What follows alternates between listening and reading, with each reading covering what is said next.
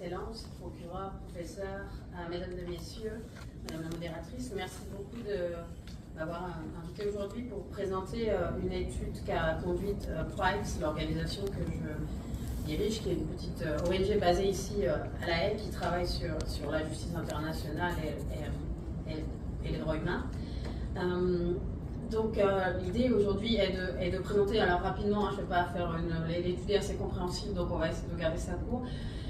Je vais essayer de me concentrer sur l'importance de la réponse judiciaire nationale qui existe au Congo et de voir un petit peu peut-être les progrès et les défis qui restent dans la lutte contre l'impunité en RDC. L'étude qu'on a produite, c'est une étude empirique qui regarde l'ensemble des jugements qui ont été rendus et aussi basée sur des entretiens avec des parties prenantes et l'ensemble des documents que nous avons pu rassembler sur cette question.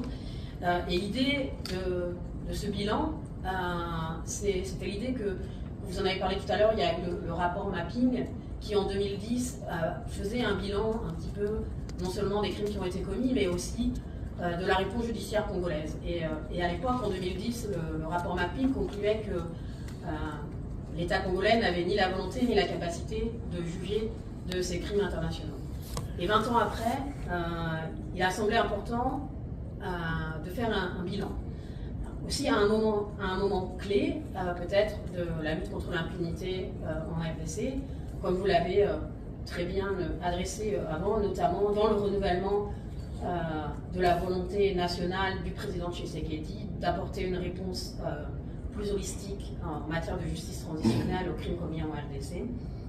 Et dans ce contexte-là, et aussi peut-être celui du désengagement progressif de la MONUSCO, peut-être d'essayer de voir quelles étaient, d'apporter une petite pierre peut-être à l'édifice de la discussion sur ces questions. Alors quel bilan on a pu tirer à l'issue de cette étude? Alors des aspects positifs et des aspects négatifs, c'est assez nuancé. Alors en termes quantitatifs, peut-être qu'il est déjà important de rappeler qu'il y a eu plus, alors à la fin 2023, début 2024, on avait compté 131 jugements rendus en RDC depuis 20 ans, depuis le début de la lutte contre l'impunité en RDC, sur des dossiers de crimes internationaux uniquement, sans parler de crimes qui peuvent avoir été qualifiés en droit national, uniquement ceux qui incluent crimes de guerre, génocide ou crimes contre l'humanité. Je pense qu'aujourd'hui on est à peu près à 140. Et donc on note, évidemment, sur ces 20 dernières années, on a fait une analyse un peu des données disponibles, une augmentation progressive du nombre des jugements rendus. Mais aussi, si on regarde un petit peu le niveau de responsabilité des personnes qui sont mises en cause, une augmentation lente mais existante. Et on voit que le niveau de responsabilité des personnes qui sont mises en cause est de plus en plus élevé en termes dans la chaîne de responsabilité militaire ou des groupes armés. Alors, cela étant dit, je vais nuancer ça, évidemment, face à l'ampleur des crimes qui ont été commis en RDC, qui a été rappelé précédemment, 140 jugements, ça peut sembler une goutte d'eau dans l'océan des crimes. Mais c'est quand même, je pense, important de le rappeler parce que si on fait une analyse comparative pour travailler sur d'autres terrains, il n'y a pas tant d'exemples que ça de pays qui ont autant de jugements finalement en termes de crimes internationaux. Je pense que c'est important quand même de le rappeler. Il n'y a aussi aucun jugement qui n'a été rendu pour des crimes qui datent d'avant 2004. Donc sur la période des jugements, mais surtout sur les crimes les plus anciens qui ont été aussi discutés aujourd'hui, là la réponse est quasi inexistante. Et aussi sur la question du niveau de responsabilité des personnes qui sont mises en cause. Certes, on voit que les magistrats militaires arrivent à atteindre des niveaux de responsabilité un peu plus élevés dans la chaîne de commandement, mais ça reste en plafond de verre. Le plus haut niveau de responsabilité échappe souvent encore à la justice.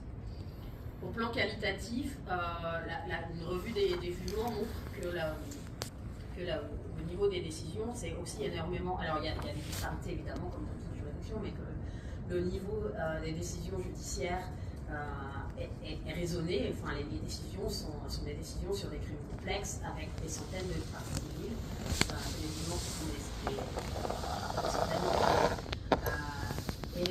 et donc, bien sûr, c'est pas mon rôle de faire une analyse précise comme une juridiction d'appel, mais mais on voit un effort dans la qualité de raisonnement de ces jugements. Et aussi des aspects innovants dans la jurisprudence qui, malheureusement, restent encore assez peu connus dans la sphère internationale et qui méritent d'être mobilisés. Par exemple, la RDC est la seule juridiction nationale, à ma connaissance, qui a rendu un jugement en matière de grossesse forcée. Donc, l'autre seul exemple, c'est la Cour pénale internationale, mais à ma connaissance, il n'y en a pas eu d'autres au niveau national que la RDC. Il y a aussi, puisqu'on est sur le thème du génocoste, une jurisprudence qui se développe en utilisant la législation nationale sur les crimes liés à l'environnement et d'essayer de lier ça avec la notion de crime contre l'humanité, de manière assez intéressante. Maintenant, si je regarde rapidement quels sont les éléments qui ont facilité ou rendu possible ces progrès au cours des 20 dernières années, s'il y a l'adoption d'un cadre juridique globalement efficace avec non seulement la ratification de cette protocole, mais aussi son intégration progressive dans le droit national congolais et l'audacité parfois des juges congolais quand le droit n'était pas encore aligné avec le statut de Rome, je dois dire. Aussi une volonté politique nationale de faire de la lutte contre l'impunité une priorité, ça je crois qu'il faut le noter, et que cette priorité a été est renouvelée depuis l'arrivée à la présidence de M. Tshisekedi. Et puis ensuite, il y a eu aussi des efforts au niveau des juridictions